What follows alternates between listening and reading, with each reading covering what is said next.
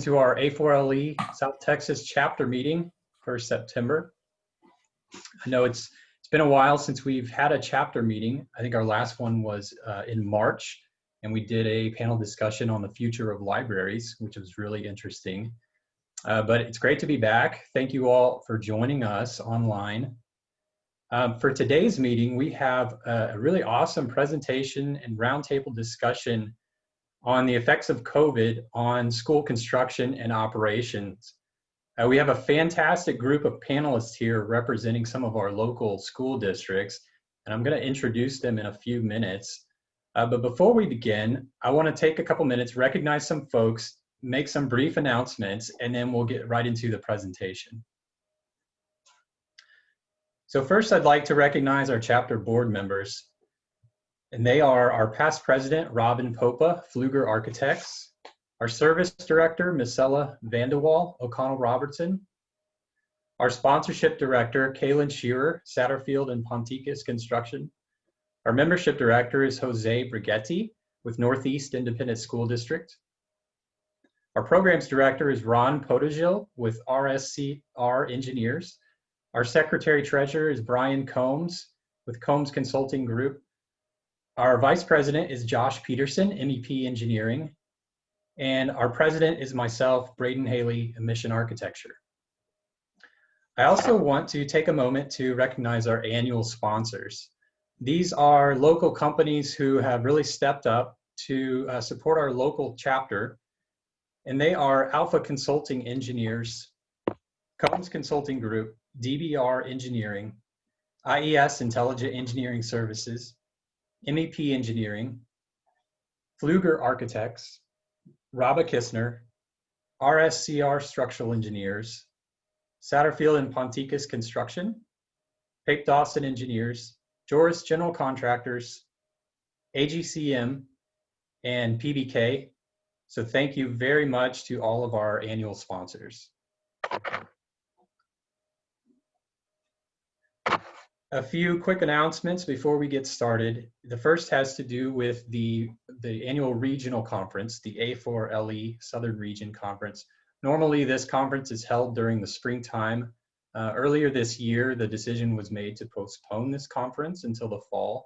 And a few weeks ago, the decision was made to actually cancel the regional conference for 2020. So the 2020 regional conference has been canceled, and it is going to be moved to April 2021, and it's going to be held in Austin, Texas. The second announcement is about A4LE Learningscapes. This is our international conference. And this conference was actually scheduled to be right here in San Antonio. Unfortunately, that is no longer going to happen. This conference has moved to a virtual-only format. So please visit a4le.org to get more information about the Learningscapes Conference and to register. We're working hard on some upcoming virtual chapter meetings and tours for this fall. And we're still working out the details, but next month is going to be a presentation on the SAISD Bond 2020 program. So Kamal will be joining us along with Kedrick Wright and Willie, and they will be giving us an informational presentation on the bond. So looking forward to that. And the final announcement is we are actually looking for nominees to join our chapter board. If you have been looking for ways to get more involved in the local chapter of A4LE, this is a great opportunity for you. The open position is for service director. It's a one-year position, and the nomination window is open until Monday, September 14th. I think a few emails have actually gone out about this, so look for those emails or contact myself or anybody else on the board if you wish to join the list of nominees. You don't actually have to be nominated, you can nominate yourself. So feel free to nominate yourself if you're looking to get more involved. With that, I would like to get right into today's presentation. We have a presentation today about COVID and its effects on constructing schools and operating schools.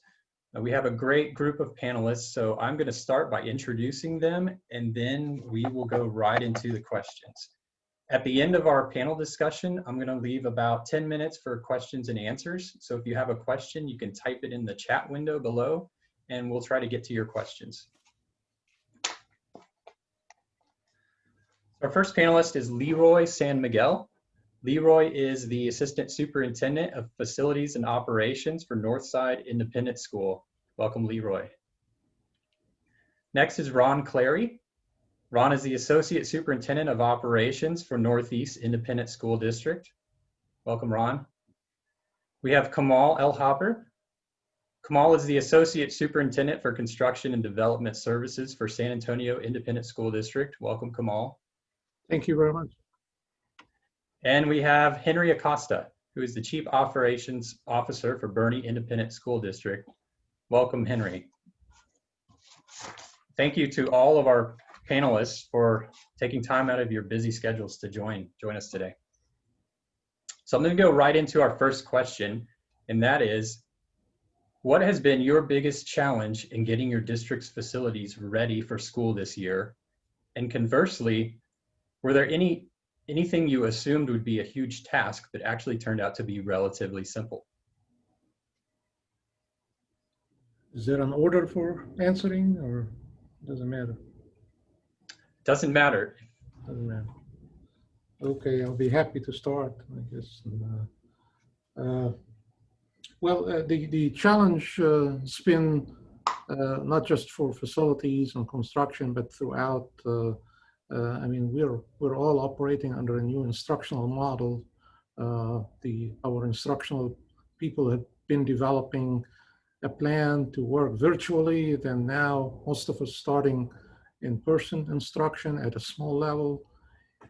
Food service have been totally different operation. They're delivering food at the curb, and the bus department has been delivering food in different areas. So every aspect of the operation have been affected, specifically with facilities, the maintenance, custodial services.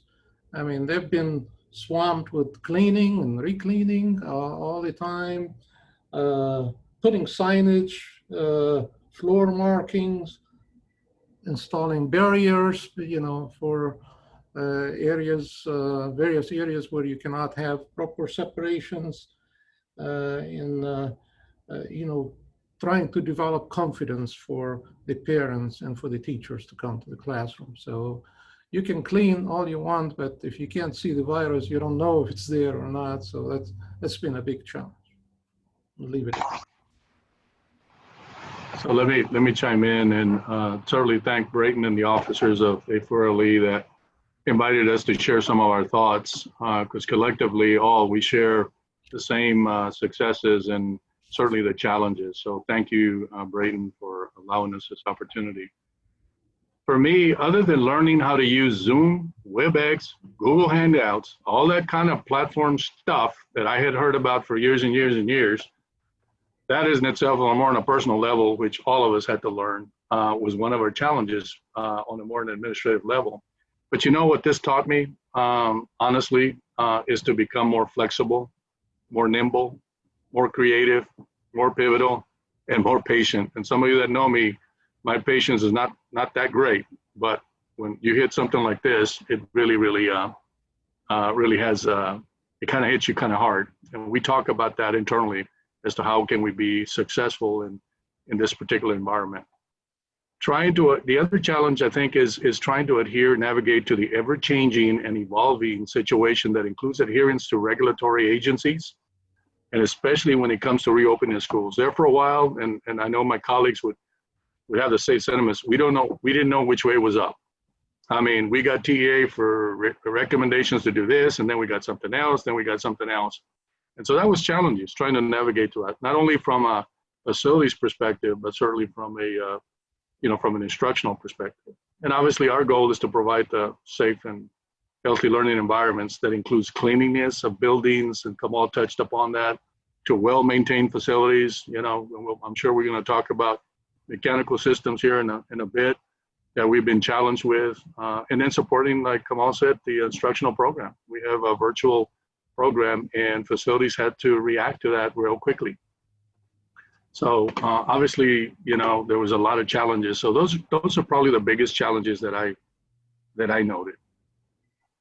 You know, I think both of them hit it right on the head. You know, really, this is not in the realm of my area of operations, but of course, technology was one of the overall one of a big challenge of the district.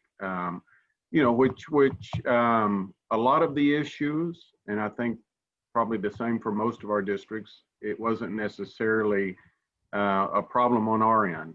It might have been with one of the providers that we use, or one of the companies. So having enough devices, having enough hotspots, having internet for everybody. You know, we used to, well, you know, if a storm came through and the electricity went out, well, it's going to be out for a while. Now everybody panicking, you know, because you need that for the distance learning. So I think we've seen a lot and grown a lot on our technology side.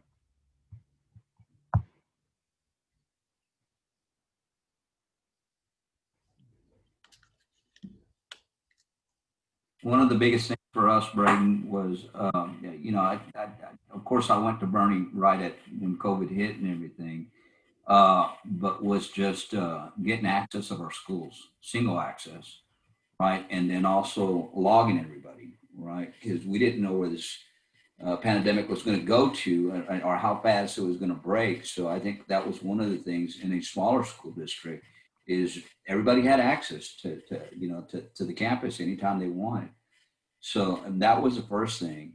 For us, the thing that helped us was summer school, and our community wanting some kids back. So it was a good starter program for us, our summer school, and then some of our athletic programs. And then, like Leroy said, I think being very flexible to the changes that CDC was putting out, TEA, it seemed like every other week, you know, to mask or not to mask, to shield or not to shield, or we're going to do it together, and all that. But keeping up with those changes and being as flexible as the district can be. Thank you. Ron, to go back to something you had mentioned, I know before the pandemic hit, there was a big push for interactive technology in the classroom, smart boards and things of that nature. How do you see that changing in the months and years ahead? You know, we've been fortunate in our district over the years that we have equipped all of our classrooms with smart boards and, you know, basically the latest technology that's available. You know, one of the challenges that we're facing now is, you know, trying to figure out how to, you've got, you know, even though kids are in person, they're still using technology in the classroom. So you've got a teacher that is, you know, teaching to the kids online as well as instructing the kids in the classroom. So I know there's some challenges with that that we haven't really addressed, or that we haven't discussed at this point. One of the things that I heard from principals and some teachers out there was that the importance of having dual monitors in the classroom, so that they could be watching what was on their screen, you know, their instruction on the screen, and then being able to watch the rest of the group that's in that same room. So I think you'll see a lot of that come about. I think in the future, I think the classrooms right now, inside the classrooms, are fine. I think the focus is going to be, you know, should we have a micro closure down the road? You know, do we have enough of devices for everybody?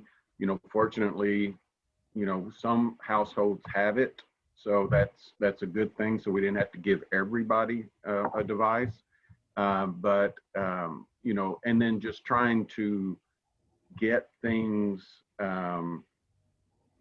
ordered and delivered on time.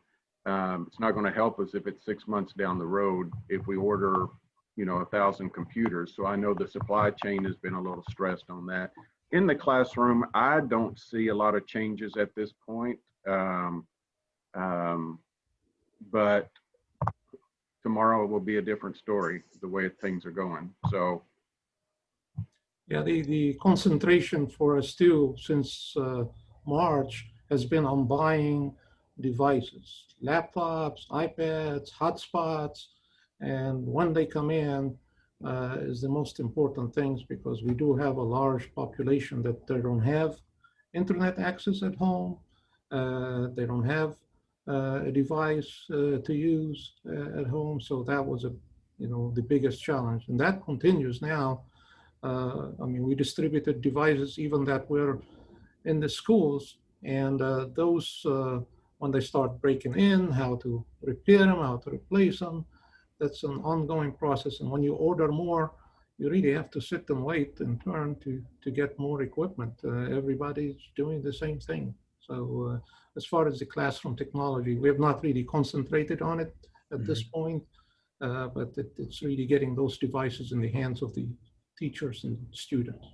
I think for the most part, all of us are just now experiencing having the kids back in the building.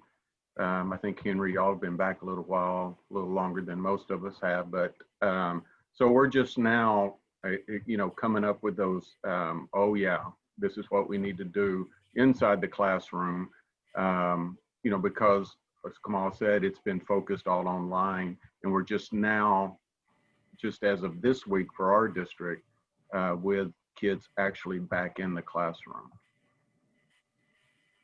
I think I echo the sentiments that from our perspective, several months ago, we decided that we were going to purchase technology equipment to make us as mobile as we possibly can at the classroom level. Mm-hmm. Mobile devices became kind of the talk, even as early as 3 or 4 years ago. And so we decided that we needed to venture into that particular arena, so to speak. And so most of our campuses, our teachers had mobile devices along with their desktops and things of that nature. So for us, it really wasn't, and of course we've always had, for as long as I can remember, things like projectors and things of that nature, Elmos and things of that nature. And that is now it's more of an interconnectivity of how can you use them effectively almost at the same time, or switch between one system to the other system. And so that has helped us tremendously. But I'm like Ron, our biggest challenge is, and what we talk the most about as a school system is, where are we going to leave the kids behind? Where is the biggest challenges? Like Ron said, there are pockets and there are areas in the school system, and I know Kamal touched upon it as well, where we need to reach out to those parents and those kids and get them some mobile devices. And even to today, we're still asking our principals to go out and make phone calls. We even send our buses out there with banners and teachers and various people to knock on doors and try to capture those kids strategically, to bring them on board and then provide them whatever technology that they need. And yes, we ordered thousands and hundreds of thousands of dollars of devices. And like Ron says, it took us a little while to get them.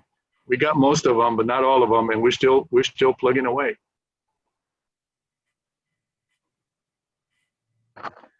That's great. Thank you.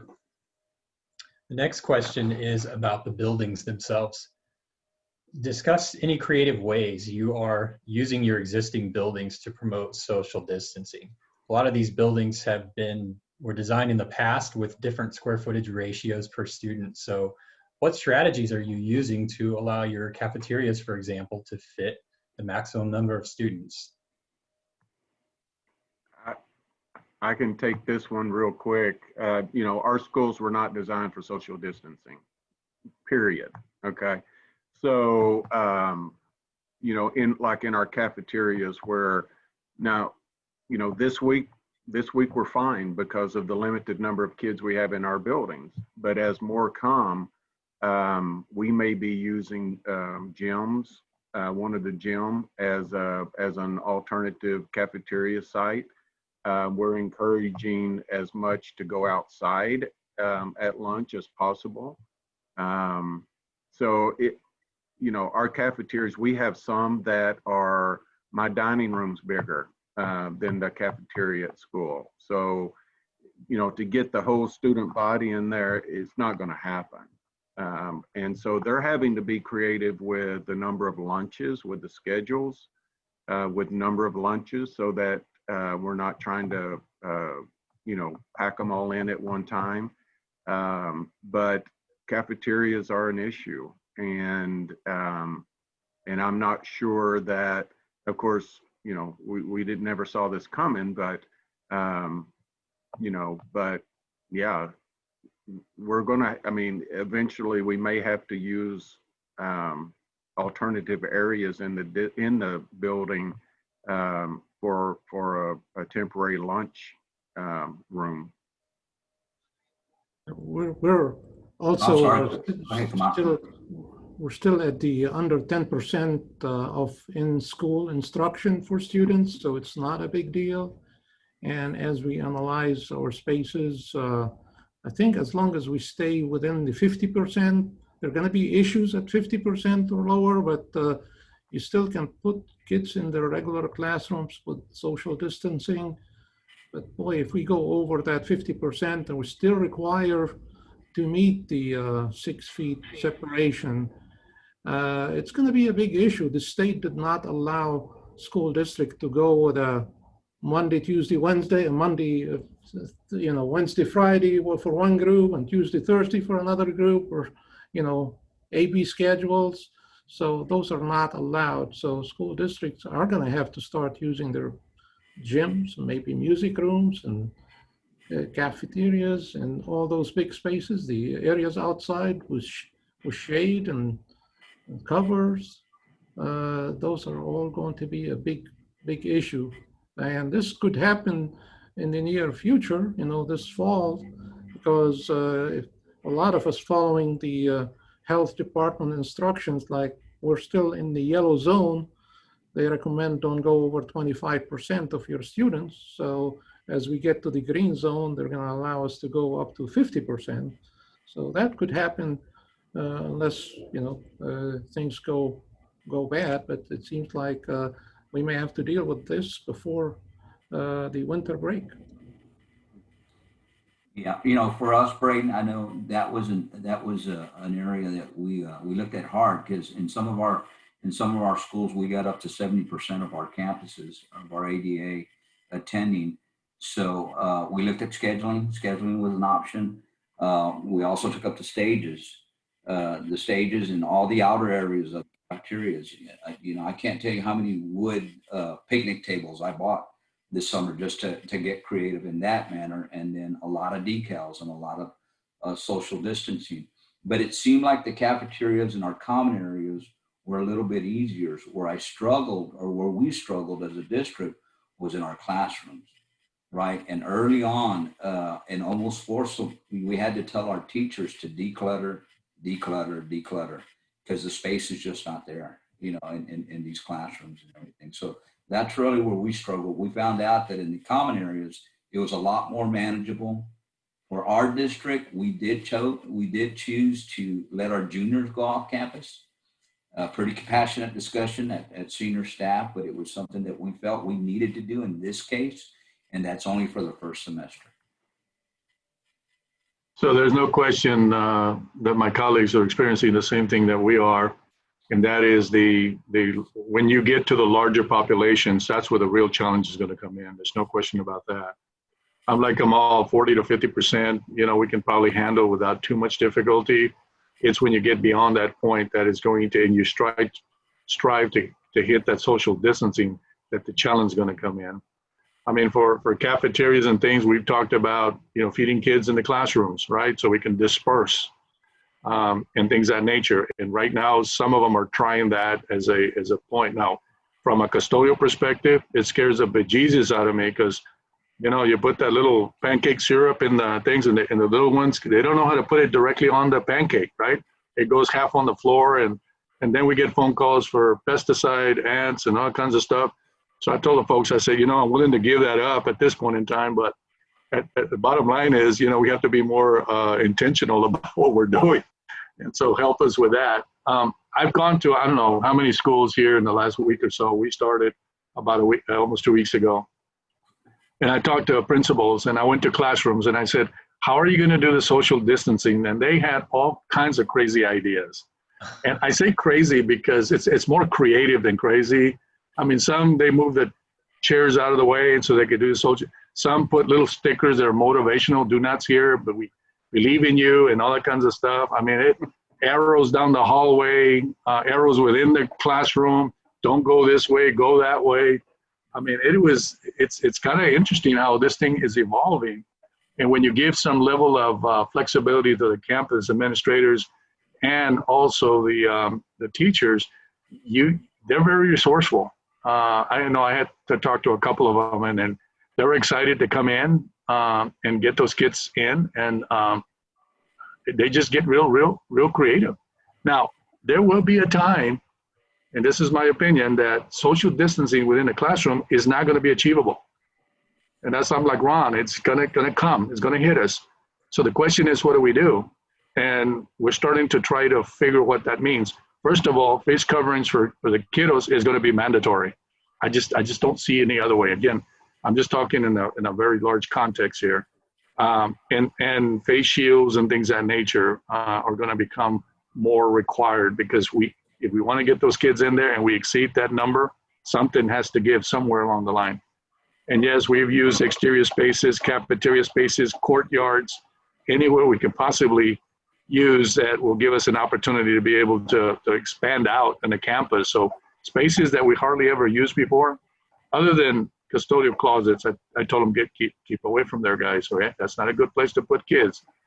And if it's some of my mechanical engineers are out there, they know that they build these palaces of mechanical that I could put a classroom in there. I even threatened to put kids in there as well and take up half the room. So anyways, restrooms, for example, are challenging. If you have whatever you have, a small or large amount, got to limit the amount of kids going in there. You got to put stickers on the floor.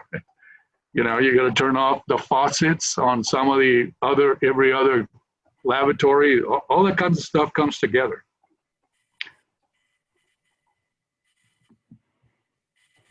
It sounds like there's a lot of leeway to the teachers and administrators at each school, which and there seems like they're coming up with all sorts of creative ideas. That's great. Leroy, you mentioned masks a little bit. Talk about how the strategies you guys are using to ensure that all students and staff have the right access and continued access throughout the year to personal protective equipment. Right, that I know very early on, we asked ourselves the question is, if we're gonna ask staff, that was the first layer, and I think all of us have experienced this, to come in, what commitments are we gonna make to ensure that they're in a healthy environment? That was the first level that we talked. And then when the kids come in, what other commitments are we going to make? And we have to be very strategic about that and have that honest and open discussion. To that end, we put a task force committee together of literally every department was part of the task force because they intersect.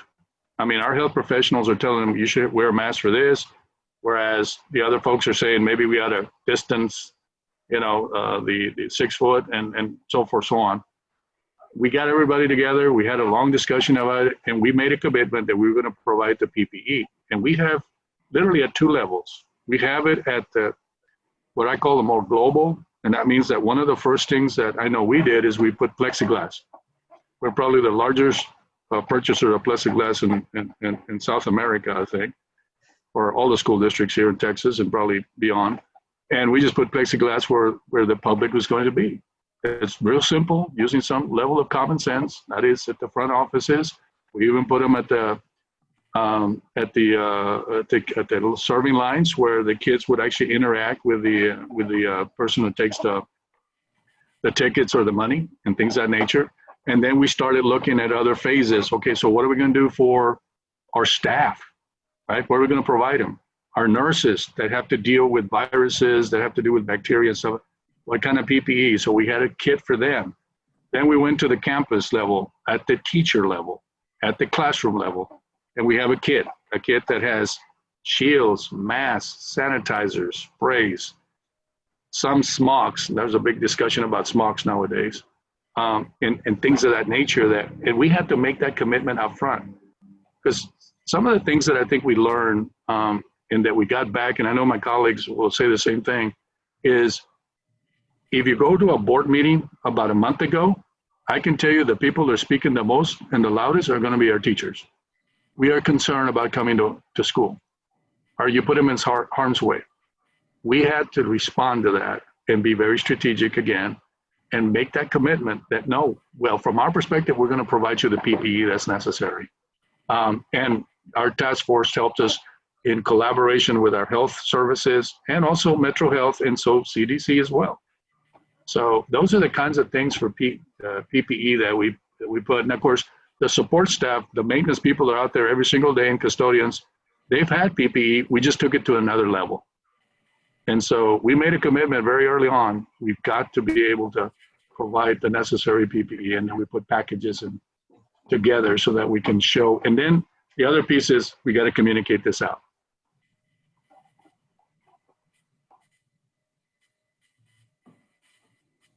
Yeah, we also bought loads and loads of PPEs, and the state gave every school district also a whole load of PPEs as well to use. And basically every staff member, teacher, student received their allotment. And also we had to go into stages as well. Early on, we provided barriers for where the staff interact with the public, and now we're putting barriers. We already spent like already about $500,000 just to buy barriers for the pre-Ks and Ks where they sit at tables. They tend to sit closer together. So aside from PPEs, you need to put also additional barriers because they can get closer than that 6 feet distance. And also anywhere we have tables, also special need, special education areas, science tables, all receive them. At this point, the upper, like 2nd grade to 12th grade regular classroom where they use desks, as long, again, you stay under the 50%, they can sit far apart. We did not provide barriers for those, but this may be coming soon as well to address.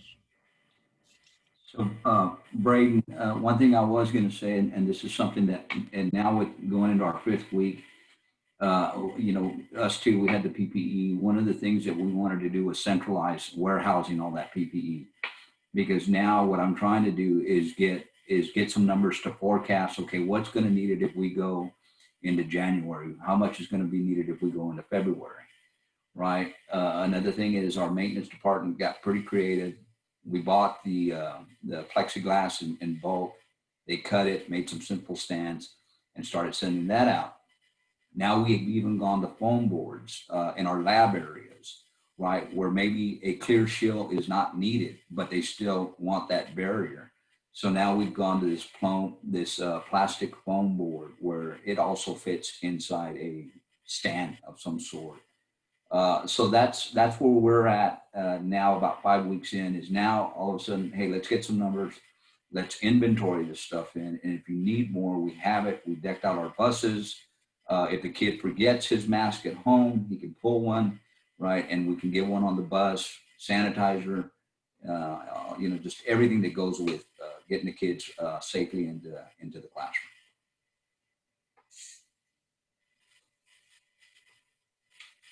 Okay, let's talk a little bit about HVAC. I was going to say, let me add a couple of things. And Henry hit on a point. Very early on, we said to ourselves, we need one point of contact. Now, I love my principals. I got 125 of them out there. And if you ask them, what do you need? They're not going to be shy. They're going to break the bank. And so from that perspective, we said, we're going to get a person who's been at the campuses, that is central administration, that everybody knows, and everything is centralized. So any PPE that goes out has to be approved by only 3 people, 4 people within the district. He's one of them, I'm another one, and there's about 2 others. And the reason is to try to centralize it and standardize what we put out there. We can't have our campuses, one campus look slightly different than the other campus, because if it's good for one, it's good for another. So that's Henry's point is well taken, is we have to do that very early on in an effort to be able to provide some level of consistency as we roll out PPE to our campuses, and then set the expectations and the communication that goes with it.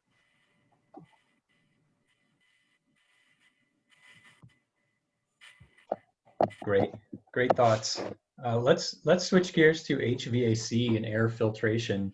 Leroy, I know you've talked about this a little bit, but discuss some of the recent strategies and thinking behind filtering of our HVAC systems. Well, there's no secret that when this hit, we started thinking about, okay, what do we do? And I remember calling Ron Clary over there, and then calling Kamal at Hubbard, and I said, all right, guys, what are we doing? This is what I'm hearing. What are you hearing? There's no question that we talk to each other, right? Because what affects one affects the other as well.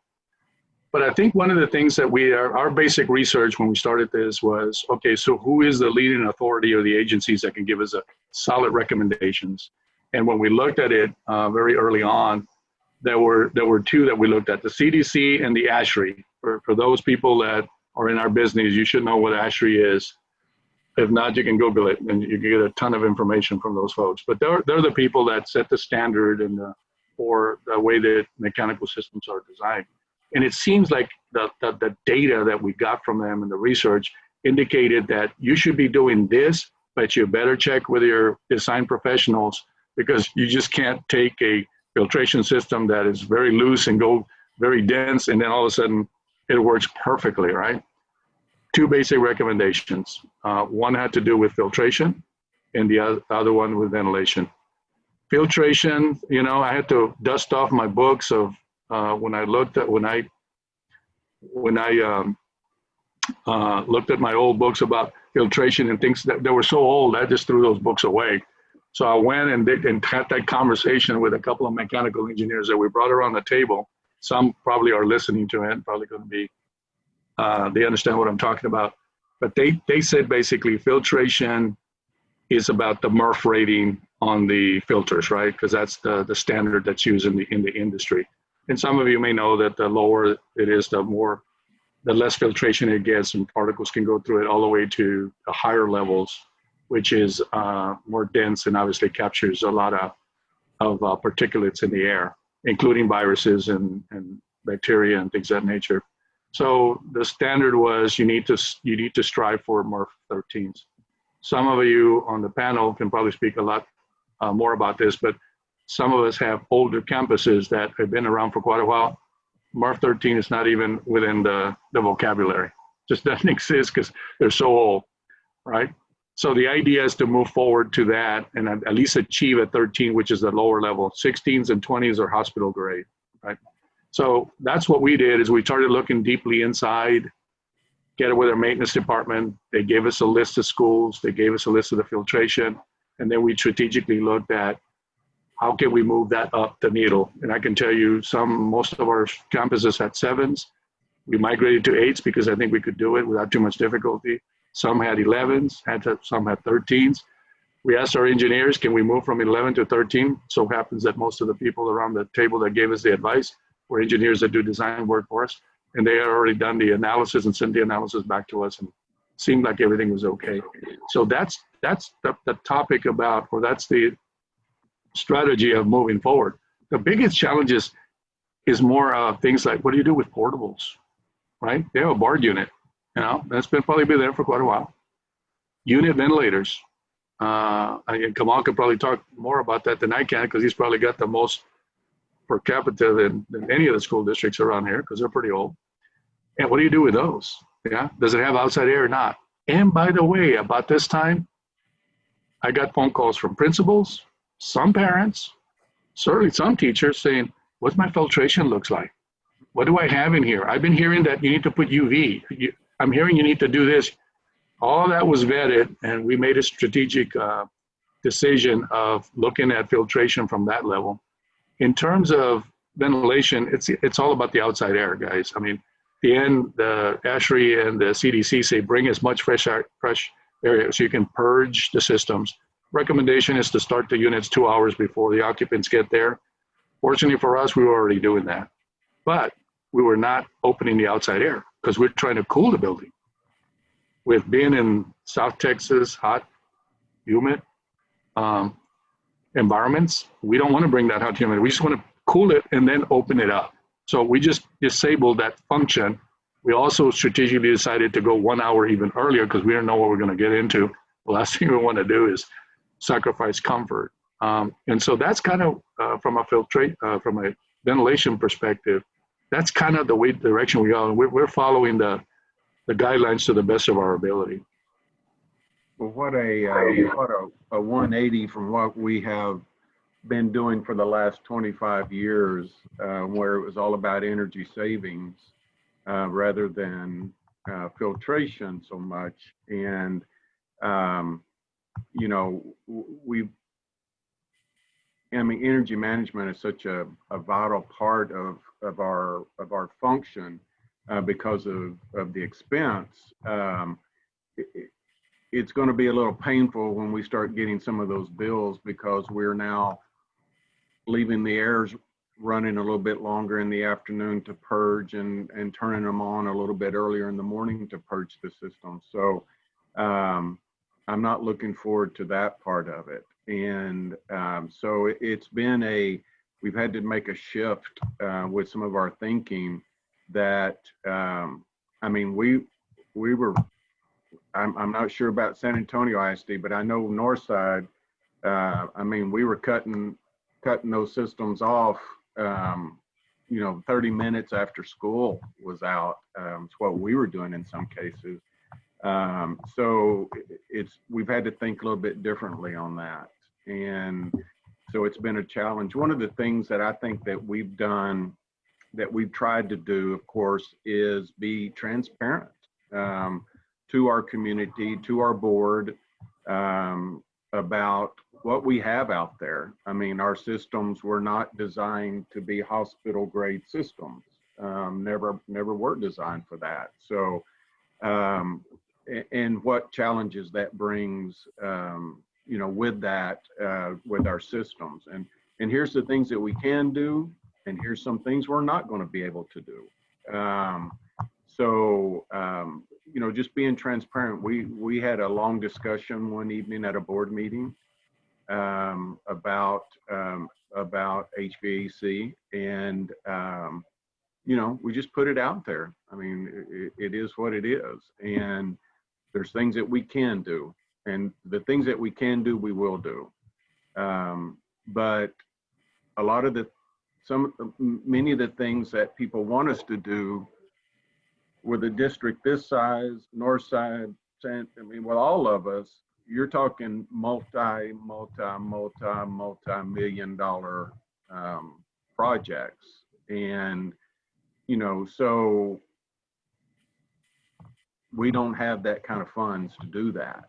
And so we'll do what we can within the realms of our finances to make things as good as we can.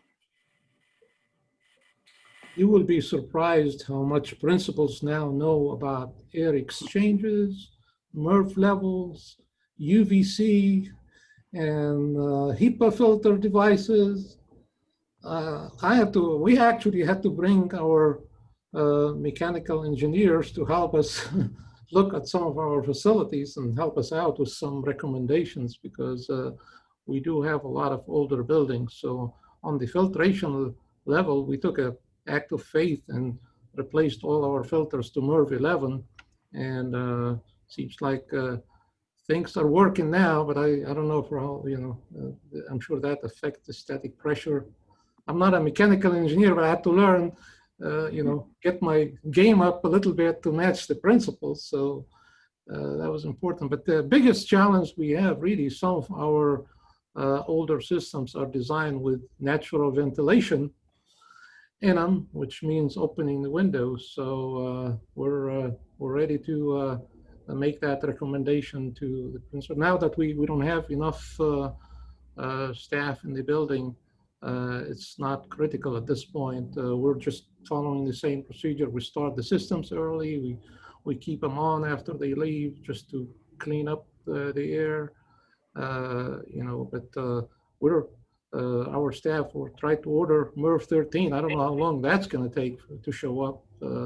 So that's a difficult issue as well, because a lot of the principals know you have to have MERV 13 or higher. MERV 11 is not good enough. So try to get them. I'm sure their prices are up to the ceiling now. So it's been a big challenge to deal with. Braden, one of the things in Bernie, we were very fortunate when I got here. And I'm going to say this, right? I mean, very, very manageable compared to these other districts, right? And the colleagues that are on here. So, I mean, this is a district that was changing out their filters and their fan power boxes when I got here, right? I mean, that was, unheard of. So, I mean, it's just, but I think I had every engineer, every dad, every mom that, had a PE call me, right, to see if we were doing this or we were doing that. So we're very fortunate. Now that we've got kids in class, now one of the challenges that we're dealing with is as soon as somebody comes up positive or claims they're positive, we have a COVID team that now it's a reaction team that goes out there from the HR side all the way to the operations. I'll be out there. And one of the things that we're doing is, in order to isolate these rooms and then take that person that's positive and then isolate them into a nurse's station, right? So right now I'm working with two of our major mechanical engineers to make sure that we're taking that, we're separating that room, that isolation room, and that the air return, right, is not going back into the system. So that's something that we're currently looking into.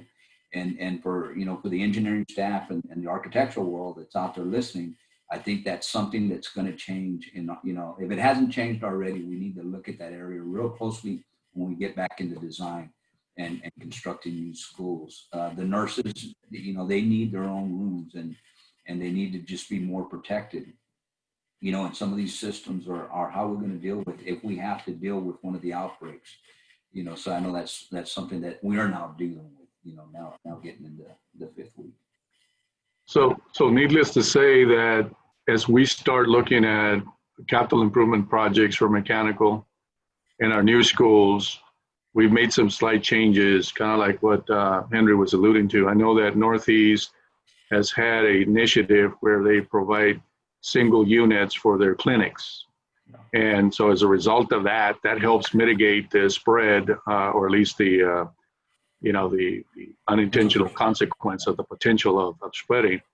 And so one of the things that we're starting to consider is maybe we should do the same thing, right? We have it for administrative offices for after hours, and we have them for various other places, but never really focus our attention on the cleaning.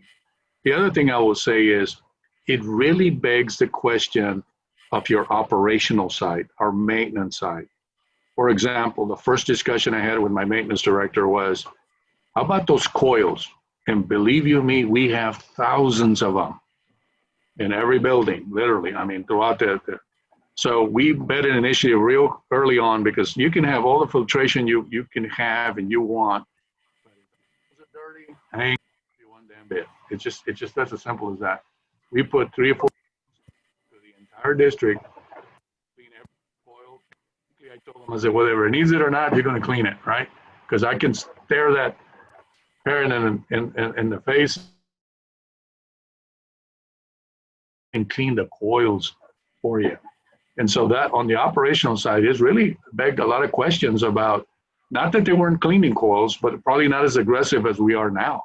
So we had to pay close attention to the idea of what from the operation. The filtration is one of them, that we always change filters, right? But if you let it go for 30 days, nobody's really going to complain. Well, guess what? You let it go for more than what it's necessary, they're going to complain, and they're probably going to hear about it. So that's another thing that I think we're starting to consider. Okay, we have about 10 minutes left. I want to get this question out there before we go to some question and answer from our attendees. and it's about funding. How do you see all the COVID pandemic affecting funding for future bond programs and new initiatives?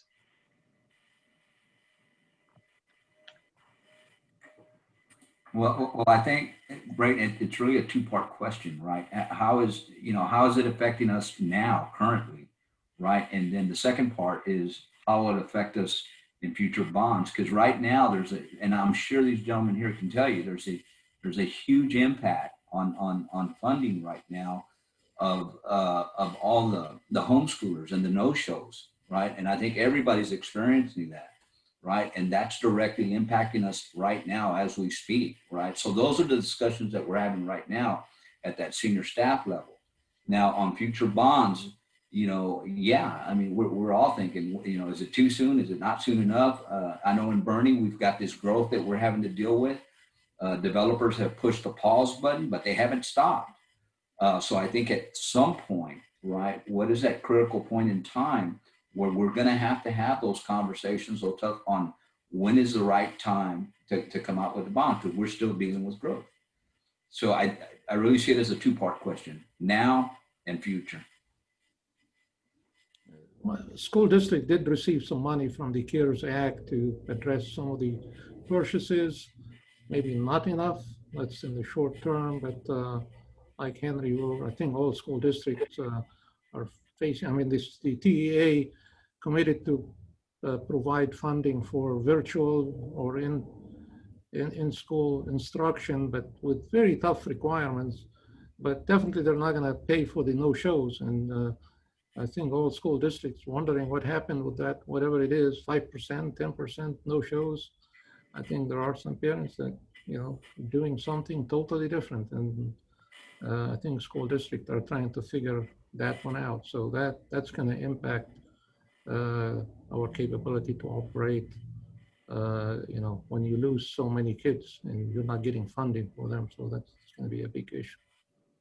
I think we're seeing a big impact in our elementary side. We're down over 3,000 kids right now. And of course, that will eventually, it's not at this point because TEA gave us a little bit of a grace period. I think it kicks in sometime in October, where it will start impacting us on our daily, with our attendance, which is tied to funding. So we're hoping that, we find them somewhere, and that they'll come back, because, 3,000 students, that's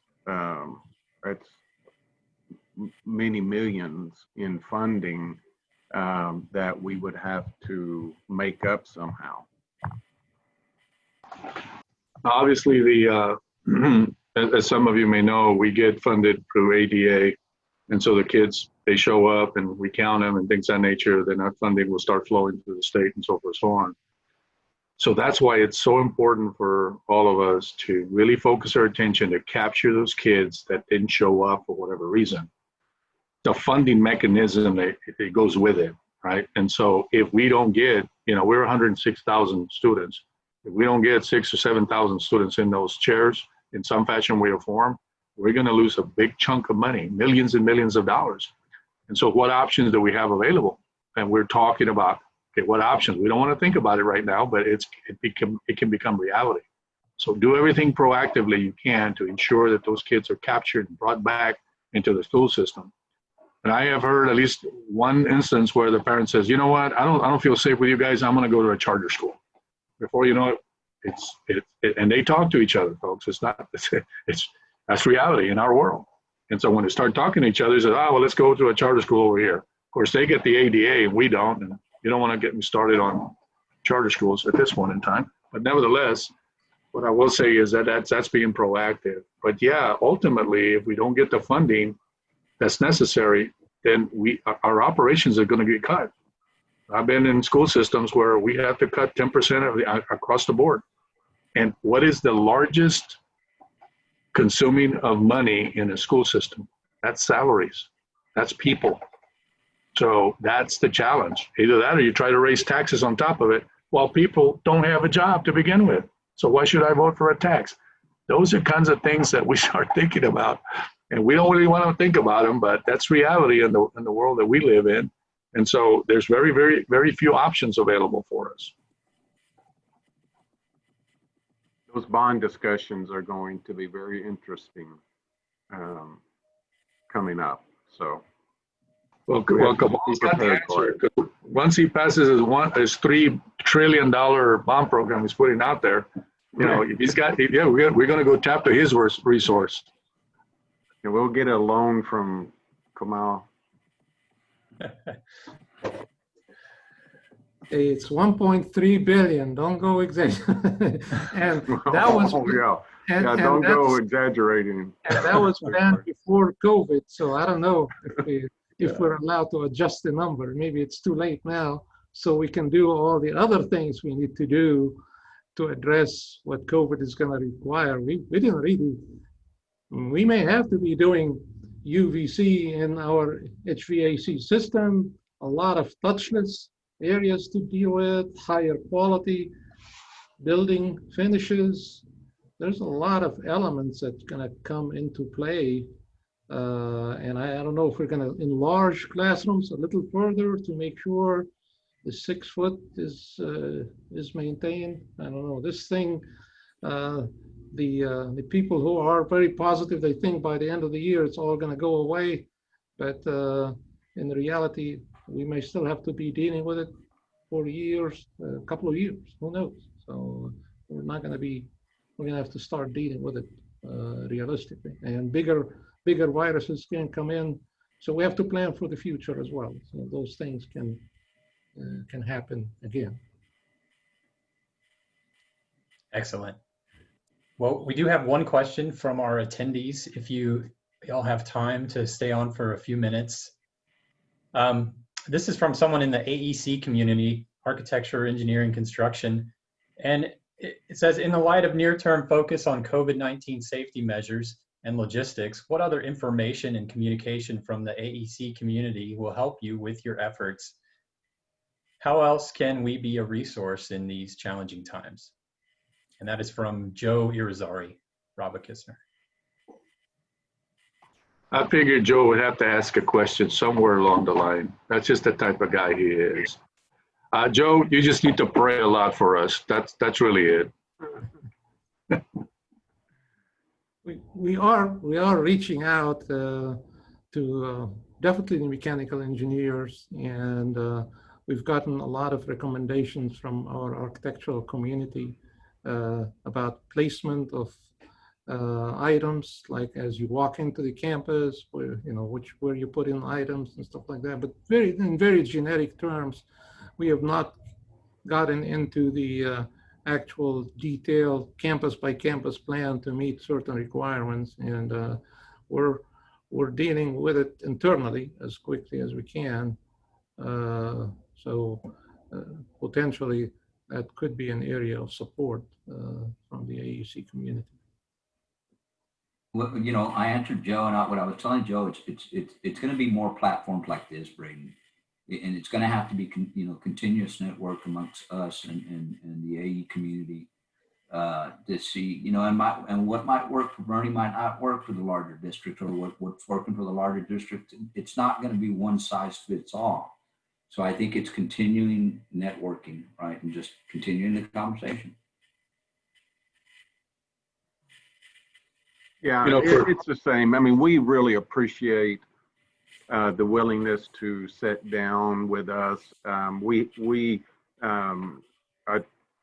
kind of took what Leroy had said one day when we were talking, and put together a round table with several of our engineer providers, and helped me learn a whole lot more about some of these things.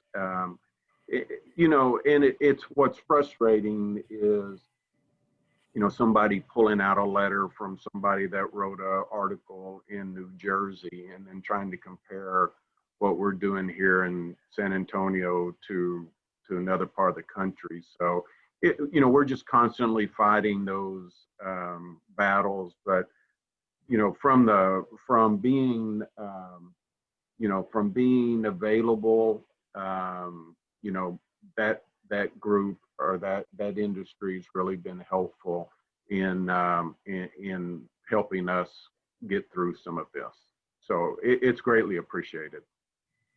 You know, I've always said that we in our support are kind of at the tail end of the whole process. So instruction, we need to look deeply at what instruction is going to look like, because right now we're having a lot of discussions and we're having knee-jerk reactions about we got to go virtual, we got to go virtual. So is that in itself going to start to impact the way that we deliver instructions? And then we can start trying to figure out how that is going to impact us in the overall. So that's going to be something that I know it's going to be talked about even in probably our chapters and certainly in our international and regional chapters about what is it that you see out there. Right now, we're searching. We build a lot, obviously, as you can imagine, and so we're asking questions. We're opening a high school. We're opening or here in a couple of years, in a middle school, and then the board members are trying to ask you, well, what have you learned that changes that? And it's a scary thought because if I tell my A&E people what do we need to change, and then put something out there, of course, it's going to have an impact on the cost, right? So we're very strategic about that. We're starting to talk more about it more than ever. And I think it's collaboration. It's collaboration with the instructional folks, the people on the administration side who deal with the principalships and things of that nature, of how they operate a school and manage a school, all the way to our architects and engineers who see things that maybe more globally than we do from time to time. And so at this point in time, I agree with Kamal that the low-hanging fruit is going to be our mechanical systems and our infrastructure. And then strategically locating things like, security lobbies to contain what goes in there, which we're doing at least at the elementary school. And then look at how we move people throughout the building. Put the public spaces up front instead of in the back, that type of thing. Just little strategic things that we've been talking about internally. But we're going to need some help with our A&E and community to collaborate and make sure that if they see something that may be of interest and meaningful, that they bring it to us as well. Definitely. All right. Well, Kamal, Henry, Leroy, and Ron, thank you so much for joining us today. This has been just such a relevant and insightful conversation. So thank you so much. Is there anything else you all want to say before we conclude? Only wish us luck. Good luck. Like Leroy, I think it was Leroy said a while ago, would certainly take all the prayers we can get, not just for us, but just for everything going on with our school. Glad to see that A4LE is active again. I've not heard from A4LE for a couple of years myself, even though we've been members all the time. So I don't know how things have evolved, but definitely I'm hearing more now. So I'm glad to see that. I see this organization as a great support for school district. Definitely. Well, SAISD has always been a strong part of our local community, A4LE community. So we want to work to make sure you guys stay included. Well, thanks, guys.